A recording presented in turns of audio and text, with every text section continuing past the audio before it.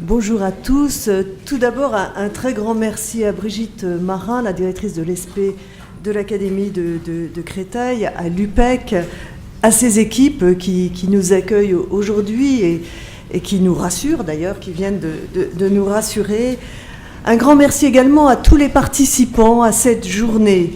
Madame l'inspectrice d'académie du Val-de-Marne, mesdames et messieurs les inspecteurs du premier, du second degré, mesdames et messieurs les chefs d'établissement, les directeurs d'école, les conseillers pédagogiques, les professeurs, j'espère que je n'oublie personne. Y a-t-il des parents ? Non. Bref, merci à tous en tout cas d'être là aujourd'hui et de montrer par votre présence votre attachement à ce que l'école continue à évoluer et à changer pour une meilleure réussite des élèves. Je remercie tout particulièrement nos intervenants, nos 3 intervenants qui ont accepté de venir nous rencontrer, vous rencontrer, échanger, mais je vais y revenir. Pourquoi une journée académique initiée par la CARDI sur le climat scolaire et le plaisir d'apprendre ? Peut-être certains d'entre vous se seront interrogés sur le titre de cette journée. On pourrait imaginer, dans un monde un peu cloisonné, que l'innovation pédagogique relève des enseignants et que le climat scolaire relève de la vie scolaire, en tout cas pour le second degré, parce que pour le premier degré, bien évidemment, ça n'est pas le cas. Quant au plaisir d'apprendre, il viendrait naturellement ou non aux élèves et se perpétuerait très naturellement ou non de la petite section de maternelle jusqu'à la terminale et même au-delà. C'est une répartition des rôles qui peut être parfois rassurante, parfois commode, qui est en tout cas largement statutaire dans notre monde de l'éducation, mais qui est, semble-t-il, très irréaliste dans les faits. Les expériences qui sont menées dans notre académie et l'accompagnement des multiples projets par la CARDI sur le terrain et par l'ensemble des acteurs de l'éducation nationale que vous êtes, nous montrent bien qu'une telle vision n'est ni juste, ni très réaliste, ni très efficace. Dans la réalité, lorsqu'une équipe mène à bien un projet innovant dans une école ou un établissement, ce sont très vite tous les aspects de la vie de l'élève et des adultes qui sont impactés. Le changement de posture pédagogique des enseignants qui innovent engendre toujours, et ça on le voit et on le voit très vite, une dynamique avec les élèves. Le progrès, la confiance, la motivation et le plaisir de réaliser quelque chose ensemble, en commun, améliorent la relation au savoir, aux autres, à l'institution de l'école, à l'école, de façon manifeste. Dans les classes où l'on pratique une évaluation formative, positive, encourageante, par exemple, les enseignants déclarent que les élèves travaillent plus, mieux, et que tous progressent. On rassemble, on ne divise pas. Un cercle vertueux se met en place. Bientôt, les familles nous décrivent des enfants heureux, désireux de venir en classe, moins angoissés. On voit diminuer les absences, les incivilités, les conflits, et on constate globalement une nette régression du décrochage, que ce décrochage soit du décrochage cognitif ou que ce soit du décrochage tout court, c'est-à-dire de l'absentéisme, ou plus fondamentalement du décrochage. Là où l'énergie et les moyens étaient absorbés pour lutter contre les conséquences de la démotivation et du découragement des élèves, ils sont redéployés vers le plaisir d'apprendre et la formation de jeunes citoyens qui sont responsables de leurs apprentissages, de leur avenir et de leur épanouissement au travers notamment de projets partagés entre eux, entre élèves, avec les adultes et entre adultes et élèves. L'élève est avant tout un individu. En tant que tel, ce n'est pas un adulte, c'est un individu. Il constitue un tout. Il est donc illusoire de penser qu'on peut travailler indépendamment sur la pédagogie, le bien-être, la motivation et le climat scolaire dans une communauté éducative. De la même façon, il serait totalement illusoire de penser l'innovation pédagogique sans une attention particulière et une amélioration de ce qu'on appelle le climat scolaire. La loi d'orientation et de programmation pour l'école de la République, la loi de 2013, nous le rappelle, je cite, « Améliorer le climat scolaire est un des objectifs de la refondation de l'école ». Lorsque on observe les facteurs corrélés entre eux qui déterminent le climat scolaire et que présentent les responsables et spécialistes de cette question, que nous allons écouter à l'instant et que nous accueillons aujourd'hui, on trouve des similitudes flagrantes avec ceux qui caractérisent l'innovation ou une innovation pédagogique. Premièrement, la dynamique et les stratégies d'équipe, la bonne entente des adultes dans un établissement, dans une école, les stratégies pédagogiques en faveur de l'engagement et de la motivation des élèves, un cadre et des règles explicites et explicitées de vie ensemble, la prévention des violences et du harcèlement. Il est vrai que dès qu'on vit dans la crainte ou dans l'angoisse ou dans la peur, qu'on soit élève ou qu'on soit adulte, cela se passe beaucoup moins bien.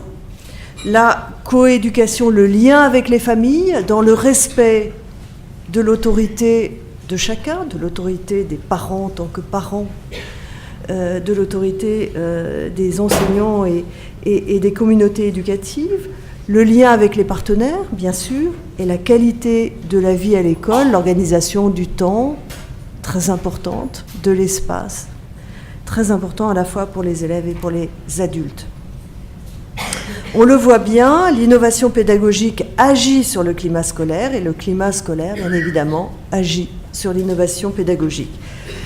Ces deux éléments s'entraînent, se conjuguent, sont interdépendants. Ils relèvent tous d'une analyse que nous devons mener sur le contexte d'apprentissage et de vie et sur la construction du bien vivre ensemble, du bien-être, du plaisir d'apprendre pour les élèves comme pour les adultes. Dans notre académie, dans l'académie de Créteil, ce triple défi est de taille. Alors j'allais dire, sans doute plus qu'ailleurs, je ne sais pas, peut-être sur les effets plus qu'ailleurs, sur le fond, non. Le problème est le même pour toutes les académies. C'est notre seul choix si nous voulons faire évoluer notre école. Nous sommes l'une des premières académies de l'éducation prioritaire. On n'est pas la première en REP+, mais on est la première en REP tout court, si je puis dire. Je ne sais pas s'il faut dire on est la première, ce n'est pas une bonne chose. C'est dire que pour un nombre très important de nos élèves, l'école est un lieu essentiel d'apprentissage. C'est aussi un lieu de vie et de formation à la vie en société. Sur tous nos territoires, et en particulier sur les plus défavorisés, nous devons travailler à conjuguer ces éléments. Les élèves doivent apprendre avec plaisir, construire des compétences, progresser dans un climat solidaire et apaisé. Il en va de la construction de l'équité scolaire. Et quel que soit notre domaine ou notre position, nous devrons absolument toujours être attentifs à ne jamais diviser, mais à nous rassembler, à rassembler les élèves, à rassembler les adultes. Aujourd'hui, le dossier du projet sur la réforme prochaine du collège qui vient d'être présenté nous le rappelle d'emblée. Le collège ne garantit pas totalement l'acquisition des connaissances de base, pas plus qu'aujourd'hui, c'est un de une de nos grandes préoccupations, il n'arrive à corriger les inégalités sociales. Je cite notre ministre, parlant de notre système éducatif, il est profondément inégalitaire, triant les élèves davantage qu'il ne les accompagne dans la réussite. C'est toujours compliqué parce que quand on est acteur d'une école, d'un établissement et qu'on s'attaque justement à ça et qu'on essaye de faire le contraire, forcément, on est toujours interpellé par des discours sur notre système scolaire, parce que ça ne correspond pas forcément à notre vie quotidienne de tous les jours et à la représentation qu'on a de notre action tous les jours. Donc il faut bien distinguer les propos qui touchent au système en général et l'appréciation qu'on peut en faire globalement et tous les efforts que nous faisons tous les jours pour que justement ça ne soit pas comme ça. L'enjeu de la refondation globale de l'école à laquelle tout le monde apporte sa pierre est bien celui-là. Il tient dans le double souci, c'est ce que dit notre ministre, de rétablir la performance du système éducatif en assurant la réussite du plus grand nombre, en luttant contre le déterminisme social, en rendant à l'école sa mission de transmettre et de faire partager les valeurs de la République. Nous avons sans doute le moyen de faire évoluer les trajectoires de nos élèves, de les faire évoluer très positivement. Cette refondation passera nécessairement par l'innovation pédagogique et l'amélioration du climat scolaire. Selon une enquête de la FEV, mais aussi une enquête tout à fait récente de la Sofres sur la réforme du collège, un nombre important, un quart des élèves s'ennuieraient souvent, voire tout le temps. Ce chiffre, malheureusement, continue à grimper dans le secondaire. Alors, ce chiffre montré à 70% dans le secondaire, ça ne peut que nous interpeller. Est-ce que les adultes s'ennuient ? C'est aussi une question, d'ailleurs. Les élèves, mais il y a aussi les adultes. De fait, seuls 15% des élèves participent, c'est-à-dire sont vraiment acteurs d'après cette enquête. Faut relativiser ces enquêtes, mais elles sont quand même intéressantes par l'effet miroir et les questions qu'elles peuvent nous poser. Seuls 15% des élèves auraient le sentiment de participer, ce sont des sentiments tout ça bien sûr, participer régulièrement au collège. C'est un constat, c'est le constat d'un sentiment qui doit nous préoccuper, sur lequel on doit travailler. Alors, bien sûr, c'est ce que propose la réforme des collèges, avec une réforme, bien sûr, de l'apprentissage des langues, une langue vivante 2 en 5e, le développement des compétences numériques, une aide personnalisée pour la 6e, mais pour tout le monde, et surtout, 20% du temps consacré à de nouvelles modalités d'enseignement qu'on va appeler, parce qu'on aime les acronymes dans l'éducation nationale, donc il a fallu en avoir un tout de suite, des EPI, des enseignements pratiques interdisciplinaires permettant de bâtir des projets et de contextualiser les apprentissages. Expression orale, créativité, participation, esprit critique, ouverture culturelle, autant d'éléments qui devraient permettre aux enseignants et aux élèves de faire évoluer leur posture. Cette approche concrète des savoirs est une des clés de voûte de la réforme. Elle décloisonne les apprentissages, implique davantage les élèves, donne du sens au travail, rend des marges de manœuvre pédagogiques aux équipes enseignantes, permet un travail en concertation des équipes, renforce une communauté éducative, modifie le climat scolaire et en instaurant une relation nouvelle, pédagogique et éducative entre les enseignants et les élèves. Nous sommes dans une semaine particulière, cette semaine-là, parce que nous avons, bien sûr, vous le savez, pour certains d'entre vous sans doute, la semaine des mathématiques, avec un très beau projet d'ailleurs dans l'Académie de Créteil, qui vise à poser des résolutions de problèmes que les élèves partagent avec les autres élèves, mais avec leurs parents chez eux. Nous sommes également dans la semaine de la persévérance, c'est-à-dire de la prévention du décrochage. Nous sommes aussi dans la semaine de lutte contre le racisme, contre toutes les formes de discrimination, pour le respect du vivre ensemble. Vivre ensemble, apprendre ensemble, grandir ensemble, telles sont les conditions pour que nos élèves puissent s'épanouir et construire une posture citoyenne.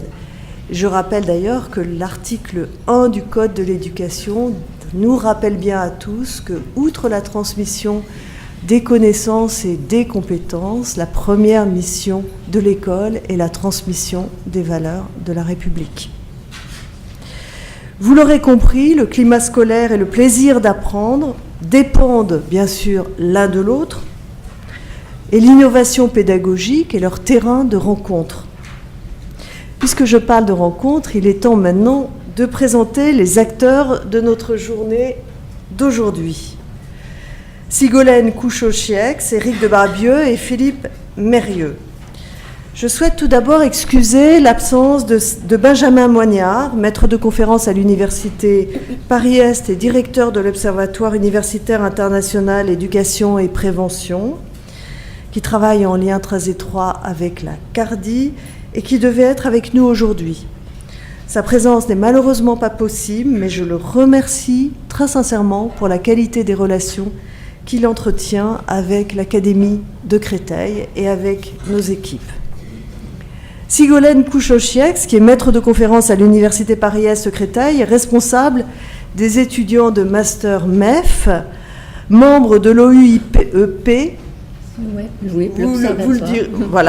de cet observatoire. Son terrain de recherche est celui de l'éducation physique et sportive, et son travail l'a notamment conduite à identifier les processus à l'œuvre dans la fabrication des inégalités sexuées liées au genre ou à l'orientation sexuelle.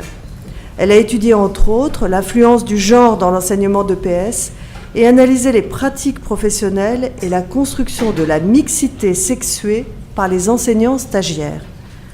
Habituée de nos rencontres académiques, elle est intervenue en janvier 2014 dans le cadre des Mercredis de Créteil. Spécialiste des stéréotypes à l'école, elle participera à nos débats. Un grand merci d'être parmi nous aujourd'hui. Alors, je ne sais pas s'il faut présenter Éric de Barbieux. Éric de Barbieux a été éducateur, instituteur spécialisé avant d'obtenir un doctorat de philosophie et de se spécialiser en sociologie et de s'intéresser à la problématique de la violence à l'école. Maître de conférences, puis professeur à l'Université de Bordeaux II, il a l'idée de fonder à la fin des années 1990 un observatoire européen puis international de la violence à l'école.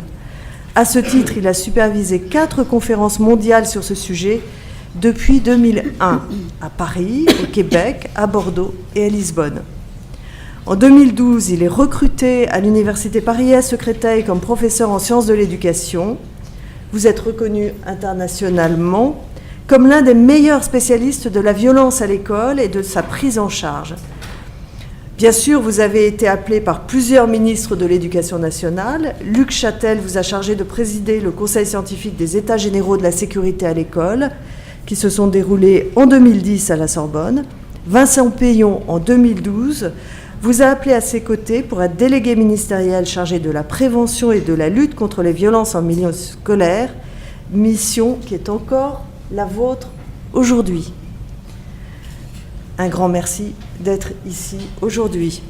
Philippe Mérieux est professeur d'université à l'Université Lumière de Lyon, spécialiste des sciences de l'éducation et de la pédagogie. Il a été l'inspirateur de nombreuses réformes pédagogiques. Parmi ses engagements, à la fois militants et professionnels, il fut responsable pédagogique d'un collège expérimental de 1976 à 1986, rédacteur en chef des cahiers pédagogiques de 1980 à 1986, formateur d'enseignants, directeur de l'Institut des sciences et pratiques d'éducation et de formation, de l'Université Lyon 2. Il a mené de nombreuses recherches sur le collège unique et ses conditions de réussite. C'est ainsi qu'il en est venu à étudier la place du sujet dans le processus éducatif et à travailler sur les rapports entre éthique et pédagogie. Il est aussi l'auteur de très nombreux ouvrages sur la pédagogie traduits dans le monde entier. Merci d'être parmi nous aujourd'hui. Je terminerai, bien sûr, je la cherche, elle est là, en remerciant Catherine Ferrier et l'ensemble de ses équipes pour l'organisation de cette journée d'aujourd'hui. Ça fait du bien, où qu'on soit dans l'école, ça fait vraiment beaucoup de bien de passer des journées comme ça, où on prend un peu de hauteur, de distance, où on réfléchit ensemble sur des sujets qui nous sont communs et où on récupère cette capacité un petit peu d'analyse, de distance, où on prend un peu d'oxygène. Un grand merci vraiment à la Cardi, à Catherine Ferrier, d'avoir organisé cette journée et bien évidemment un grand merci aussi pour tout ce qui se passe à la Cardi sur l'innovation pédagogique et l'expérimentation dans l'académie. Un dernier mot. Je vais bien sûr rester aussi longtemps que possible avec vous, néanmoins je serai probablement obligée de vous quitter aux alentours de 10h30, 11h. Je le regrette, parce que j'aurais souhaité continuer à être parmi vous, à faire comme vous, c'est-à-dire à prendre un peu à partager avec vous ce moment d'échange et de réflexion. Je m'éclipserai très doucement, et je le regrette. En tout cas, un très grand merci à vous tous, et j'ai oublié de citer les stagiaires, les professeurs stagiaires. C'est très important de participer à cet échange pour nos professeurs stagiaires, premier et second degré de l'académie. Un grand merci à vous tous d'être ici aujourd'hui.